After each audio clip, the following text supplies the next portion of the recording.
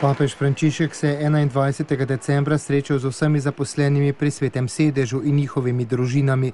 Zbranim je povedal, da ni hotel preživeti še enega božiča v Vatikanu, brez da bi srečal ljudi, ki delajo skoraj nevidni v Svetem sedežu. Med njimi so vrtnarji, uradniki, čistilci, vrtnarji. Zahvalil se jim je za njihovo skrb in njihovo delo, za vodilo pa jim je dal besedo skrbeti. Ob tem jih je povabil, naj ozdravijo vsako rano in sebe ozdravijo vseh pomanjkljivosti. Papež je zbrane najprej povabil, naj skrbijo za duhovno življenje, za odnos z Bogom.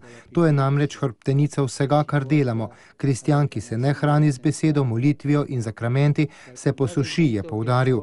Zatem jih je povabil, naj skrbijo za družinsko življenje. Družinam naj podarijo predvsem čas in odnose, skrbijo pa naj tudi za odnose z drugimi, še posebej z najbolj potrebnimi.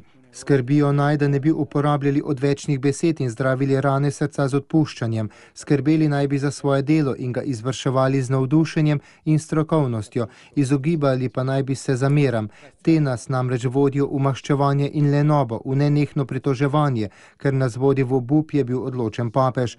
Gospoda naj bi po njegovih besedah prosili za modrost, da bi se znali pravočasno ugrizniti v jezik, da ne bi izrekli besed, ki pustijo grenkobo.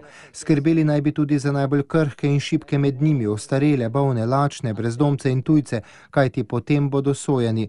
Poskrbeli naj bi tudi, da ne bo praznik potrošništva, ampak praznik veselja, da sprejmemo Gospoda v jaslicah in v srcih. Predvsem pa moramo skrbeti za družine, ki so pravi zaklad, je ob sklepu dejal papež Frančišek.